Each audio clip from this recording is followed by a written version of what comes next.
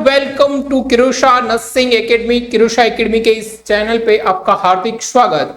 काफी टाइम के बाद में एक बार से फिर हिमाचल प्रदेश की वैकेंसी का जो ये भरमार लगी हुई है, 312 पोस्ट पे वैकेंसी का नोटिफिकेशन आउट हो चुका है।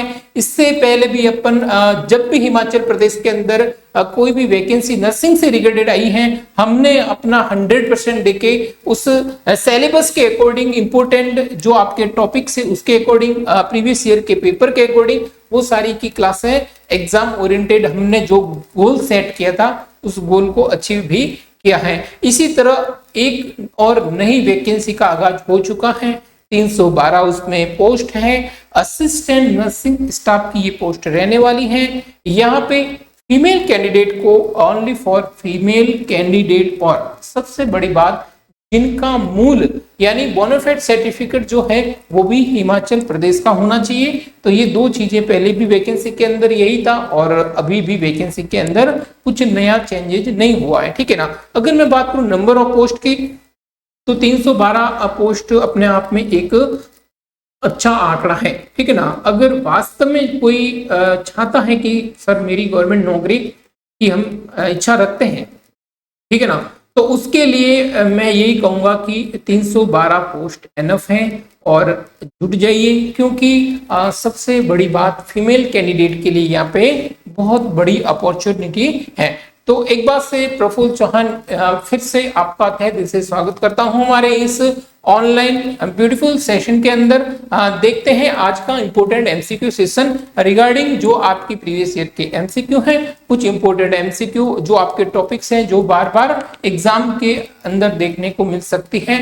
तो चलते हैं क्लास को स्टार्ट करने से पहले जो भी इस क्लास को देख रहे हैं लाइक कीजिएगा, शेयर कीजिएगा एंड सब्सक्राइब जरूर कीजिएगा, ठीक है। अब फर्स्ट एमसीक्यू आपकी स्लाइड के ऊपर है, केयरफुली रीड करना है। और एमसीक्यू स्टार्ट करने से पहले हम बात करना चाहेंगे कि आपके लिए असिस्टेंट नर्सिंग स्टाफ की जो वैकेंसी आई है उसके रिगार्डेड हमने पूरा प्लान सेटअप कर लिया है। आपको कहाँ मिलेगा? ऐप के अंदर। ऐप के अंदर आपको मल्टीपल टाइप्स के क्वेश्चन मिलेंगे, टेस्ट सीरीज मिलेगी, एमसीक्यू कोर्स अवेलेबल है। और अपनी प्रिपरेशन को बूस्टअप कीजिए किरुषा एकेडमी के साथ में। ज्यादा प्राइस नहीं है, ओनली 4399 है आपके टेस्ट प्रैक्टिस के लिए। और 2999 यानी 2999 के अंदर आपको ये complete MCQ crash course batch भी मिल पाएगा, ठीक है। फर्स्ट एमसीक्यू आपकी स्लाइड के ऊपर है, केयरफुली रीड कीजिएगा। What asking about this MCQ, carefully read कीजिएगा, देन गिव मी आंसर। चलो देखते हैं आपकी दोनों लैंग्वेज के अंदर यहाँ पे एमसीक्यू प्रेजेंट रहेगा। सबसे पहले एमसीक्यू को अच्छे से आप क्लियरली देखेंगे, अच्छे से पढ़ेंगे कि क्या पूछ रहा है अपने को। What asking about this MCQ, a patient in a barrier nursing require a blood test, which step must the nurse take immediately after completing the procedure। यानी बैरियर नर्सिंग में एक मरीज को रक्त परीक्षण की आवश्यकता है। प्रक्रिया पूरी करने के तुरंत बाद नर्स को कौन सा कदम उठाना चाहिए? तो गिव मी दिस आंसर कीजिएगा। Reused gloves after the next patient, ठीक है ना। दस्तानों को अगले मरीज के लिए पुनः उपयोग करना, ये बात तो बिल्कुल ही अपन इस बात से असहमत है कि भाई एक बार किसी भी पेशेंट के लिए अपन जो ग्लव्स यूज करते हैं, अपना मेन काम यही रहेगा कि उस ग्लव्स को आप रिमूव करें, क्योंकि उससे कंटामिनेटेड फ्लूइड जो आपके हैंड पे लगा है, आप दूसरे पेशेंट के ऊपर भी अगर वो यूज करते हो, इसका मतलब आप अनस्टेराइल टेक्निक यूज कर रहे हो। दूसरे वाले पेशेंट को भी वो इन्फेक्शन होने का पूरा खतरा रहेगा। इसलिए हमेशा अपने को क्या करना है? डिस्कार्ड करना है। तो ये भी हो गया गलत। डी ऑप्शन की तरफ अपन चलते हैं। Dispose of gloves in a regular trash bin, दस्तानों को सामान्य कूड़ेदान में फेंके, बिल्कुल ये भी गलत। अपन बायोमेडिकल वेस्ट यूज करते हैं। रिमूव ग्लव्स एंड वॉश थ्रूली, बिल्कुल ये बात सही है कि आप क्या करेंगे? उस ग्लव्स को निकालेंगे, देन आप क्या करोगे? Proper hand washing. क्यों? क्योंकि to prevent the cross infection.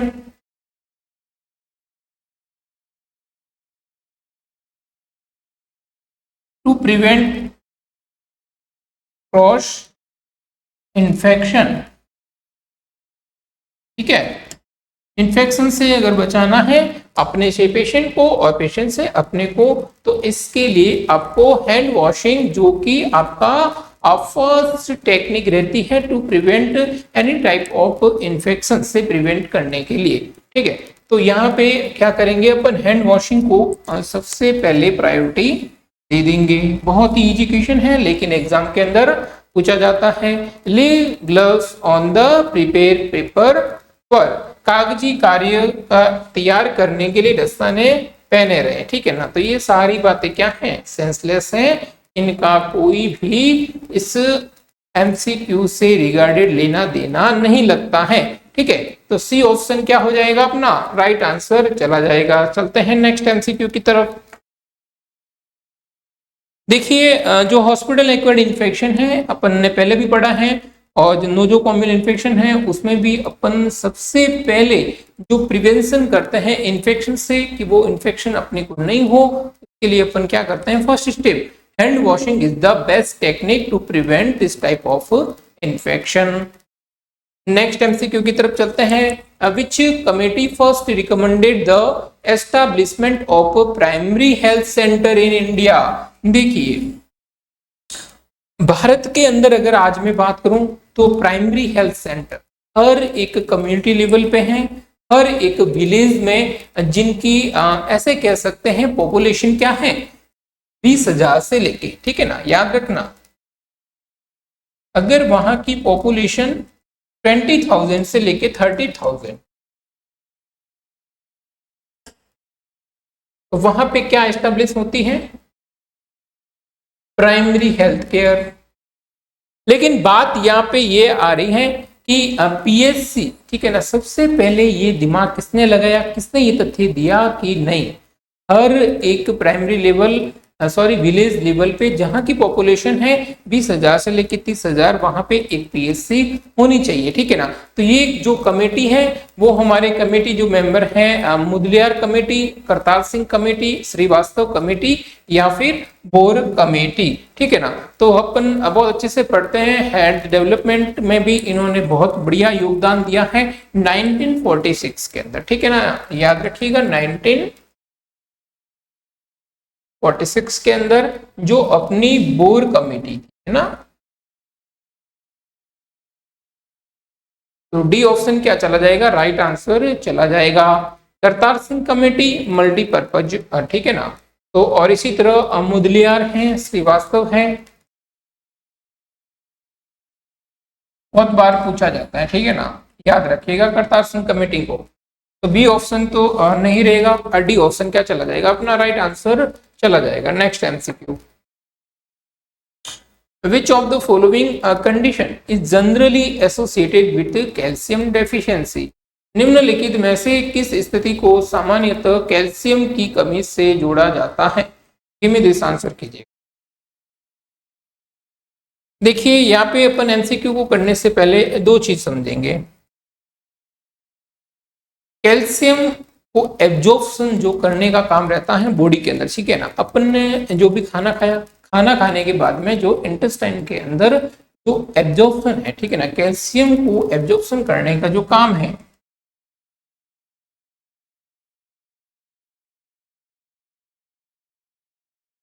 वो कौन करता है अपना, विटामिन डी। बहुत बार एमसीक्यू पूछा गया है। ठीक है, विटामिन डी की कमी होगी तो बॉडी के अंदर कैल्शियम की भी कमी होगी। ठीक है,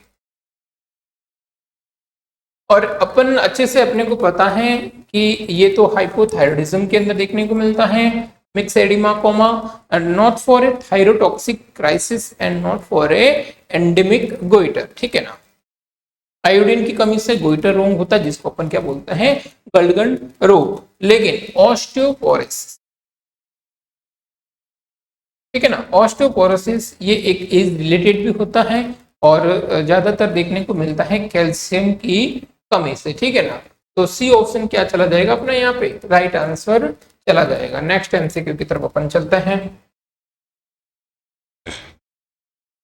विच is the classical chest x-ray sign generally associated with supracardiac total anomalies pulmonary venous connection. ठीक है, तो गिव मी दिस आंसर कीजिएगा, क्या रहने वाला है? Supracardiac total anomalies pulmonary venous connection से सामान्यतः जुड़ा पारंपरिक छाती के एक्सरे संकेत कौन सा है? Egg on a string sign, boot shape heart sign, ठीक है ना, ये तो अपन ने टेट्रालॉजी ऑफ फेलेट के अंदर पढ़ते हैं। देखिए स्नोमैन एंड और फिगर ऑफ 8 साइन, ये बिल्कुल क्या हो सकता है? आपका राइट आंसर चला जाएगा। ठीक है ना, जिसमें अपन पढ़ते हैं कि पल्मोनरी जो एम्बोलिज्म है प्रॉपर वीनस रिटर्न से रिगार्डेड ये प्रॉब्लम है। वीनस कनेक्शन जो है तो किसमें देखने को मिलता है? एक आता है स्नो स्टॉर्म, ठीक है ना, वो तो याद रखिएगा आप, हाइड्रेटिव फॉर्म मोल के अंदर देखने को मिलता है। ठीक है ना, स्नो स्टॉर्म अपीयरेंस। लेकिन यहाँ पे क्या है? स्नोमैन। ठीक है ना, सी ऑप्शन क्या चला जाएगा अपना? राइट आंसर चला जाएगा, not for a box shaped heart sign. तो सी ऑप्शन जिन्होंने भी दिया है वो बिल्कुल क्या चला जाएगा अपना? राइट आंसर चला जाएगा।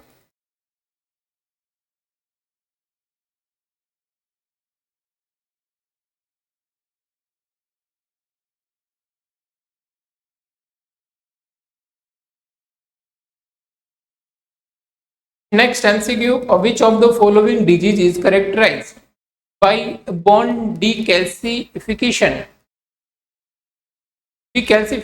and the development of renal calculi containing calcium? Give me this answer कीजिएगा, क्या रहेगा यहाँ पे? राइट आंसर क्या चला जाएगा?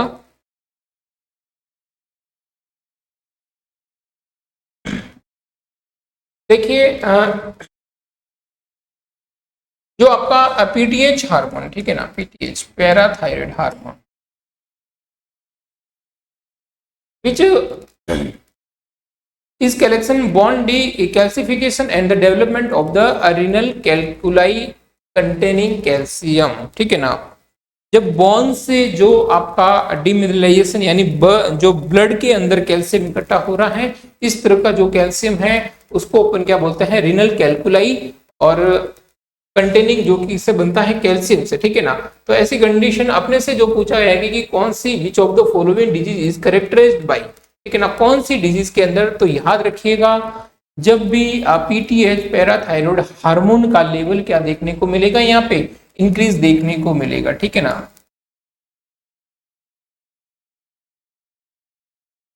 दो चीज अपन और भी पढ़ते हैं, एक तो पढ़ते हैं जो आपका पैराथायराइड हार्मोन है पीटीएच, ठीक है ना, जी बिल्कुल हाँ, एक तो पढ़ते हैं पीटीएच पैराथायराइड हार्मोन का डिक्रीज होना, एक और पढ़ते हैं अपन डिक्रीज को अपन क्या बोलते हैं? Hypo parathyroidism. और ग्रेव्स डिजीज है वो अपन हाइपरथायराइडिज्म के अंदर देखने को मिलता है। मिक्स एडिमा है जो आपका हाइपोथायराइडिज्म के अंदर, ठीक है ना। ग्रेव्स डिजीज याद रखना, हाइपरथायराइडिज्म।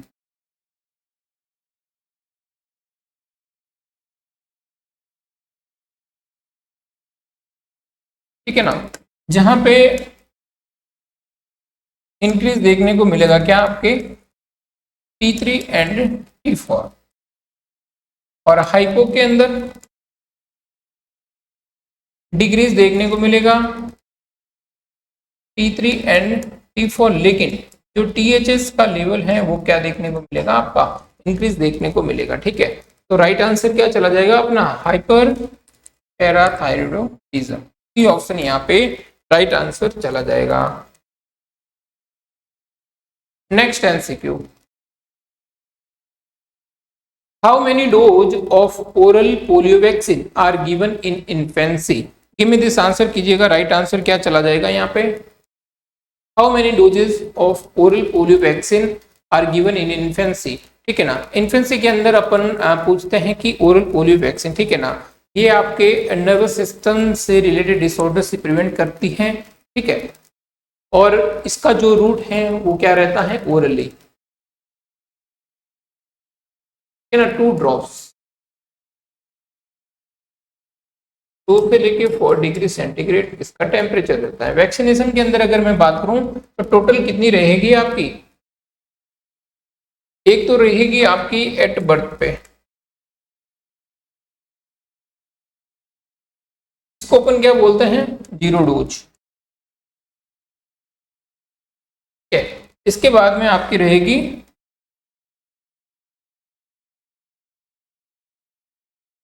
6 वीक पे, 10 वीक पे एंड 40 वीक्स, ठीक है ना। ये आपकी फर्स्ट, ये सेकंड और ये थर्ड, टोटल कितनी हो गई 4। तो राइट आंसर क्या चला जाएगा, 1 dose at birth and 3 doses. D option क्या चला जाएगा अपना राइट आंसर चला जाएगा यहाँ पे, डी ऑप्शन अपना यहाँ पे राइट आंसर चला जाएगा, 1 dose at birth and 3 doses, ठीक है। नेक्स्ट एमसीक्यू की तरफ अपन चलते हैं, बिल्कुल।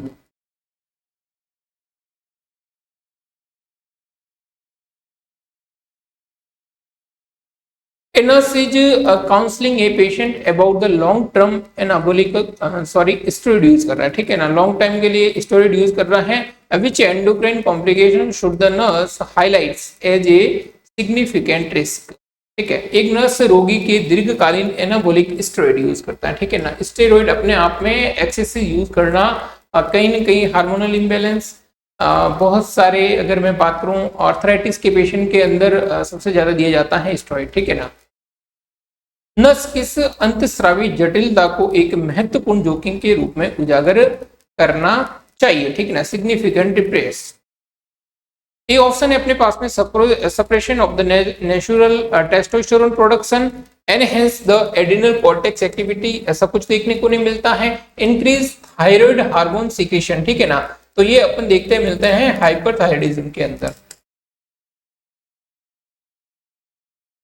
तो इसका भी इतना कोई रोल नहीं है। इंप्रूव पिट्यूटरी हार्मोन लेवल्स, ठीक है ना, तो यहाँ पर भी नो नीड, ठीक है ना। तो ये ऑप्शन क्या चला जाएगा अपना राइट आंसर चला जाएगा, बिल्कुल सप्रेशन रहेगा testosterone hormone, A option is the correct. Next MCQ, which nurse response में unintentionally contribute to a therapeutic in phase, give me this answer कीजिएगा, राइट आंसर क्या चला जाएगा अपना यहाँ पे,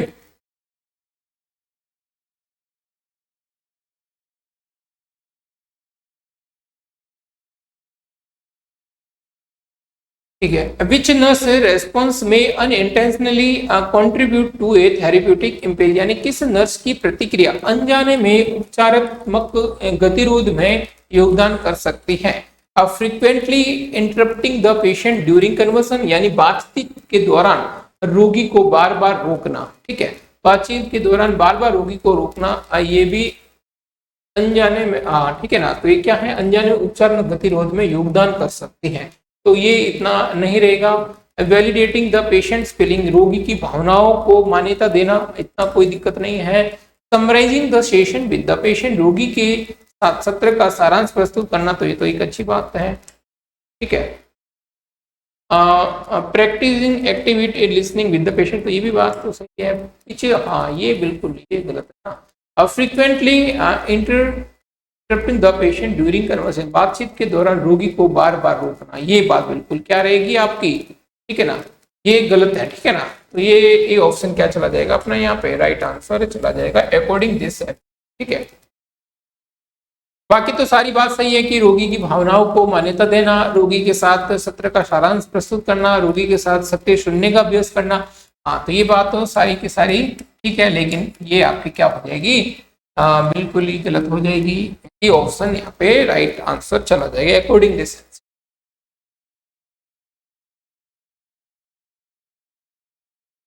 next MCQ, a patient presence with polyuria and polydipsia, ठीक है ना, डायबिटीज के अंदर अपन पढ़ते हैं पॉलीयूरिया, पॉलीडिप्सिया एंड पॉलीफीजिया, यानी यूरिन की फ्रीक्वेंसी ज्यादा रहना, पॉलीयूरिया, और 3-4 लीटर से भी ज्यादा हो जाता है कई बार, ठीक है ना। और पॉलीडिप्सिया की अगर मैं बात करूं, पॉलीडिप्सिया की मैं बात करूं तो एक्सेसिव, ठीक है। Laboratory result level low level of anti diuretic hormone, which structure is the most commonly impaired, give me this answer कीजिए, ठीक है। लेबोरेटरी रिजल्ट लेवल क्या है आपका, लो है,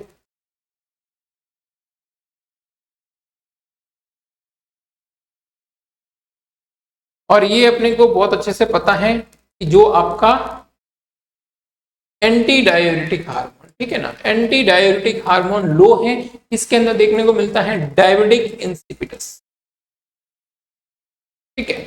तो ये किससे रिगार्डेड रहता है, एंटीरियर या फिर पोस्टीरियर, और अपने को बहुत अच्छे से पता है एक तो आपका एडीएच, ठीक है, एक तो आपका एडीएच और दूसरा क्या रहता है ऑक्सीटोसिन।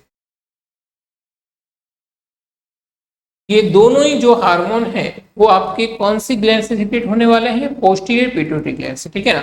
एंटीरियर से आपके ग्रोथ हार्मोन है, एसीटीएच हार्मोन है, एस्ट्रोजन प्रोजेस्टेरोन है, टेस्टोस्टेरोन है, प्रोलैक्टिन है, ये सारे के सारे तो क्या रहेंगे आपके एंटीरियर रहेंगे। लेकिन जो आपका पोस्टीरियर है एंटी डाययूरेटिक हार्मोन और जो आपका ऑक्सीटोसिन, ठीक है ना, ये दोनों के दोनों हार्मोन किससे, पोस्टीरियर पिट्यूटरी ग्लैंड से सिक्रेट होने वाले हैं, ठीक है ना। जिसको अपन अच्छे से पढ़ते हैं कि एडीएच की एंटी डाययूरेटिक हार्मोन की कमी हो जाती है, ठीक है, इसके कारण से आपको डायबिटिक इंसिपिटस देखने को मिलता है। और एंटी डाययूरेटिक हार्मोन कम है, इसका मतलब कहीं न कहीं आपको पॉलीयूरिया देखने को मिलेगा, ठीक है ना, पॉलीयूरिया देखने को मिलेगा। I hope this MCQ will be clear. और यहीं पे अगर आपका एंटी डाययूरेटिक हार्मोन एक्सेस से, इसका मतलब बॉडी के अंदर फ्लूइड है वो ज्यादा एक्यूमुलेशन हो जाएगा, फ्लूइड ज्यादा इकट्ठा हो जाएगा, जिसको अपन क्या बोलते हैं, सीआर, ठीक है ना, syndrome of inappropriate anti diuretic hormone.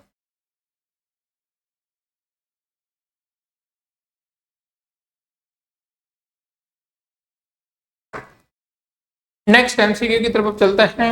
A patient in a long term care facility developed A pressure ulcer which hygiene and sanitation intervention is the most effective in preventing further skin breakdown, ठीक है। बहुत अच्छे से अपने पढ़ा है, पहले भी बहुत सारी क्लासों के अंदर, पिछली बार भी जब अपन हिमाचल प्रदेश की क्लास ले रहे थे तब इस टॉपिक को बहुत अच्छे से पढ़ा था और एग्जाम के अंदर आया भी है, ठीक है ना।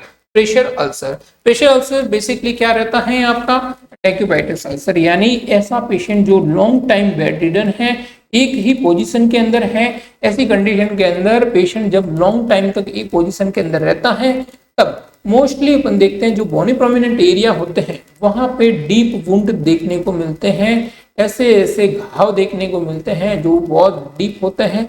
उसके अंदर आपकी एपिडर्मिस है, डर्मिस है, सबक्यूटेनियस है और कई बार बोन भी, बोन मसल्स, टेंडन, लिगामेंट, ये सारे अफेक्टेड होते हैं। इसको अपन अलग अलग कैटेगरी के अंदर डिपार्टमेंट करते हैं। फर्स्ट है आपका फर्स्ट डिग्री के अंदर ओनली फॉर आपका सुपरफिशियली लेयर जो स्किन का इंटेक्ट रहता है, रेडनेस देखने को मिल सकता है, स्वेलिंग देखने को मिल सकता है, पेनफुल हो सकता है। लेकिन सेकंड डिग्री की अगर मैं बात करूं, एपिडर्मिस एंड डर्मिस दोनों ही इन्वॉल्वमेंट रहेगी, लेकिन ये कंडीशन अब आपकी सीवियर पेनफुल रहने वाली है, ठीक है। देन अगर मैं बात करूं, सबक्यूटेनियस टिश्यू इन्वॉल्वमेंट रहेगा आपकी थर्ड स्टेज के अंदर। थर्ड स्टेज अब आपकी क्या रहेगी, पेनलेस, क्योंकि यहाँ पे नर्व एंडिंग्स हो चुकी है। जहां पे नर्व ही प्रेजेंट नहीं है तो पेन के सेंसेशन कहां से लाएगा, तो ऐसी कंडीशन को अपन क्या बोलते हैं, पेनलेस कंडीशन बोलते हैं। फोर्थ स्टेज के अंदर अगेन आपकी पेनलेस कंडीशन रहेगी, इसके साथ में बोन्स एंड मसल्स आपके विजिबल रहेंगे, ठीक है ना। इन सारी रामायण के अंदर अपन सबसे बड़ी बात क्वेश्चन क्या पूछ रहा है कि क्या उपचार करेंगे, तो सबसे बेस्ट यही रहेगा कि जो आपके बोनी प्रोमिनेंट एरिया रहते हैं, सेक्रम जहां पे मोस्ट कॉमन जो रहता है बोनी प्रोमिनेंट एरिया, ऐसी कंडीशन के अंदर आप क्या करोगे, प्रॉपर तरीके से हर 2 घंटे के अंदर पोजीशन को चेंज करवाना है, फ्रीक्वेंटली आप पोजीशन चेंज करवाना है, और ठीक है, और वो भी कितना, 2 घंटे के लिए, ठीक है ना, हर 2 घंटे से regularly positioning the patient every 2 our.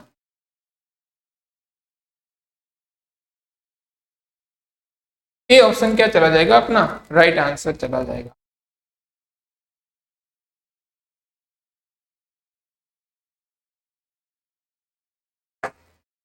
Next MCQ, which metabolic pathway is directly responsible for the conversion of excess glucose in glycogen in the liver, ठीक है ना। देखिए जो आपका एक्सेस अमाउंट के अंदर जो ग्लूकोज है, जो अपन एक्सेसिव ईटिंग करते हैं, कार्बोहाइड्रेट्स लेते हैं, डायरेक्ट शुगर लेते हैं, फैट्स है, ये शुगर जो है आपका ग्लूकोज, ठीक है ना, वो किसके अंदर कन्वर्ट होता है, आपके ग्लाइकोजन के अंदर, ठीक है ना। तो इन द एक तो याद रखना सबसे ज्यादा रहता है आपका मोस्ट कॉमन अगर पूछे तो लिवर के अंदर स्टोरेज रहता है और कुछ अमाउंट के अंदर आपकी मसल्स के अंदर भी स्टोरेज रहता है, ठीक है ना। ऐसी कंडीशन के अंदर अपन क्या बोलते हैं, ग्लूकोजिनोसिस या फिर ग्लूकोलाइसिस तो होने से ब्रेकडाउन हो गया, लाइपोलाइसिस नहीं होगा तो पीछे क्या रहा अपना ग्लूकोजिनेसिस, ठीक है ना। तो यहाँ पे राइट आंसर क्या चला जाएगा,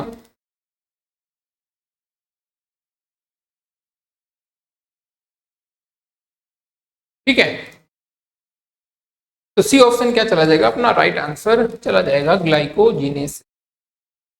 याद रखना मोस्ट सबसे ज्यादा, ठीक है ना।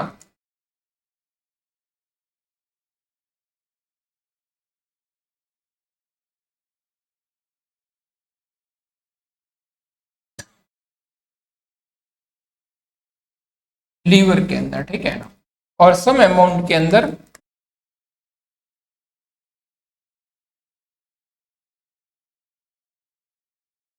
कहाँ रहेगा आपके मसल्स।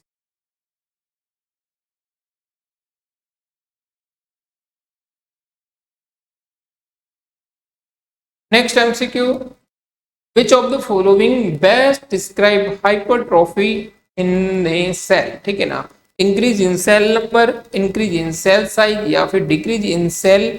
तो डिक्रीज वाले तो दोनों ही क्या कर दो गलत। अब देखिए एक रहता है इंक्रीज इन सेल नंबर और दूसरा रहता है इंक्रीज इन सेल साइज, ठीक है ना। तो अपने को पता है इंक्रीज इन सेल नंबर यानी हाइपरप्लेजिया, ठीक है ना। इंक्रीज इन सॉरी जो सेल नंबर है वो तो क्या रहेगा आपका हाइपरप्लेजिया। पीछे क्या रहा अपना increase in cell size is called hypertrophy.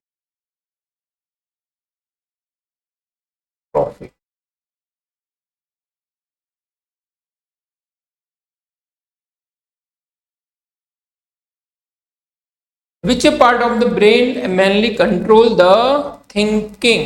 Give me this answer कीजिएगा, क्या रहेगा राइट आंसर।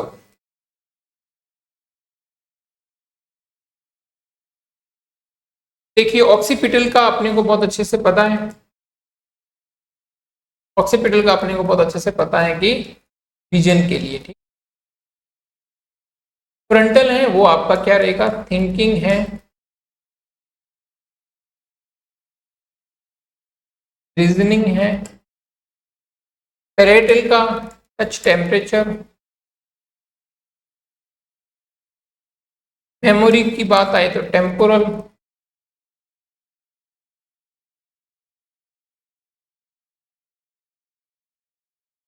ठीक है। तो अपने से क्या पूछ रहे हैं थिंकिंग के लिए, तो थिंकिंग के लिए कौन सा आपका फ्रंटल लोब क्या चला जाएगा, B option is the correct.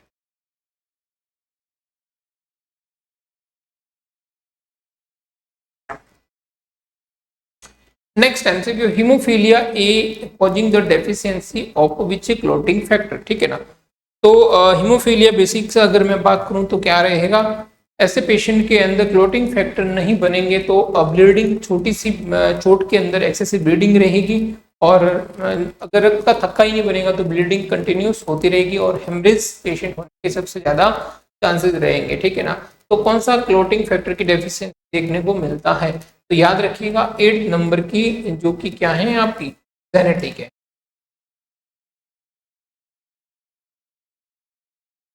और फिर hereditary.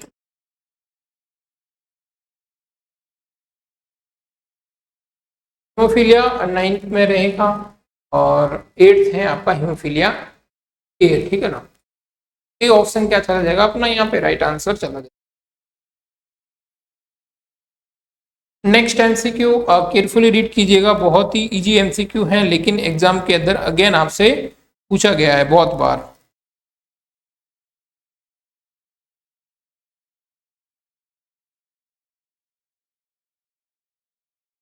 The deficiency of enzyme involved in the heme synthesis is commonly seen in, ठीक है ना।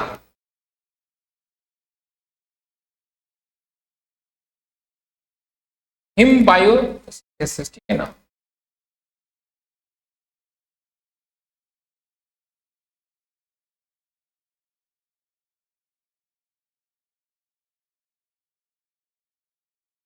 वो बेसिक से अगर से आप पूछा जाए तो जो है पोरफायरिया, ठीक है ना, पोरफायरिया है वो आपका क्या है, हेरिडिटी डिसऑर्डर।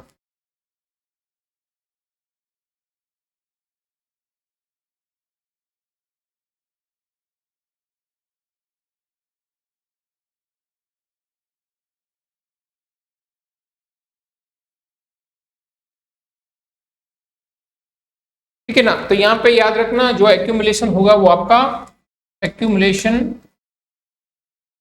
बॉडी के अंदर क्या होगा, पोरफायरिन्स सबसे ज्यादा इकट्ठा हो जाएंगे, पोरफायरिन्स,